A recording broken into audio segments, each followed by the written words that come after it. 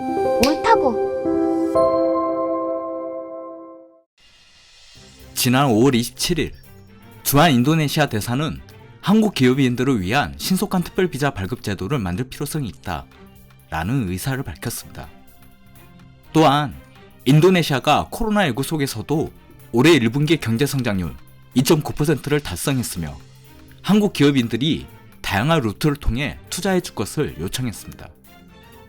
더욱이 인도네시아 고용 창출에 기여하고 연구 개발을 하는 한국 기업에게 각종 세제 혜택을 해줄 것임을 밝혔습니다. 그리고 한국의 각 기업의 명칭과 사업 명칭을 하나하나 언급하며 한 국가를 대표하는 대사로서의 모범적인 모습을 보여줬습니다. 인도네시아 대사의 이런 매너와 한국에 대한 학습 노력이 저는 낯설게만 느껴집니다. 제가 기업인으로서 주한 베트남 대사관을 수차례 방문했기에 동남아 국가들은 다들 비슷비슷할 줄 알았는데 제가 좀 착각했으나 봅니다. 사실 한국 입장에서도 인도네시아가 필요한 상황이긴 합니다. 인도네시아는 내년에 착공 예정인 신행정수도 건설 사업이 한국 기업들에겐 가장 큰 호재입니다.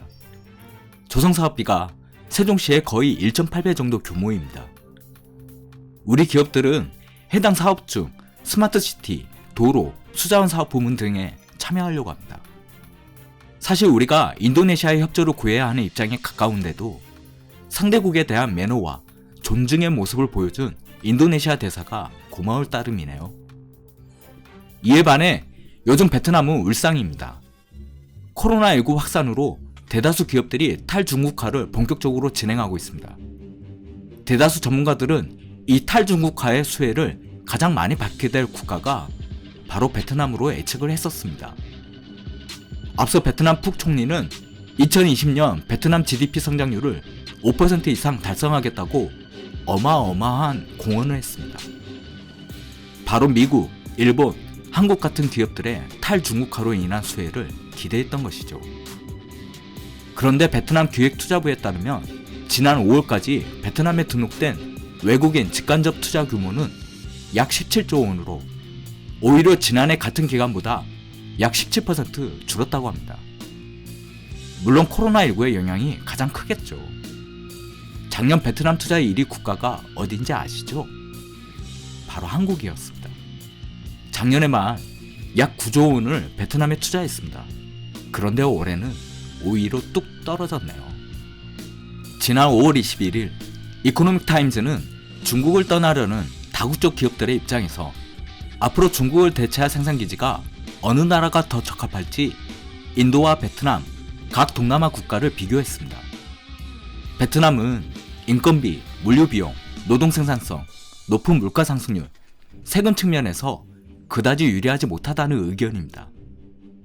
팔러시 타임즈에 따르면 미국의 27개 공장들이 중국에서 떠나려고 하는데 행선지가 베트남이 아닌 인도네시아라고 하네요.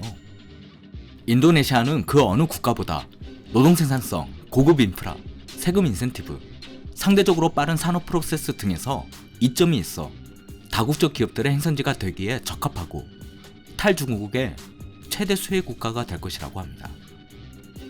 이쯤 되면 베트남 입장에서는 발등에 불이 떨어졌겠죠. 그 어느 나라도 베트남을 쳐다보지 않으면 어느 나라가 베트남의 보응이라고 생각할까요? 영원한 친구, 형제국가, 박항서의 나라, 한국이겠죠. 요즘 베트남 총리가 연일 한국에게 애정공세를 합니다. 지난 5월 31일 베트남 총리는 박린성의 삼성전자 공장을 찾아서 침이 마르도록 삼성에 대한 칭찬을 합니다. 삼성이 베트남 경제에 큰 기여를 했고 앞으로 더 큰 기여를 하도록 노력해야 한다. 베트남인들이 삼성 제품 제조 능력을 많이 배울 수 있도록 해달라 라고 합니다. 지난 30일에는 효성의 합작법인인 효성 비나 케미칼 공장에 방문합니다.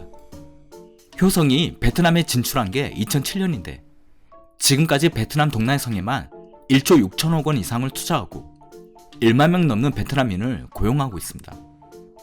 이런 효성인데도 지난 10년 이상 베트남 고위 인사가 방문한 적이 없었습니다. 그런데 이게 웬일입니까?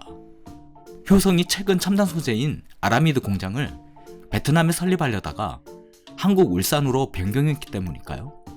그냥 고위 인사도 아니고 베트남 총리가 베트남 효성에 방문합니다. 다급하긴 다급한가 봅니다. 그동안 베트남 관련 제 경험으로는 베트남 사람들이 말하는 다음에는, 앞으로는 이라는 말을 함부로 믿으면 안 됩니다.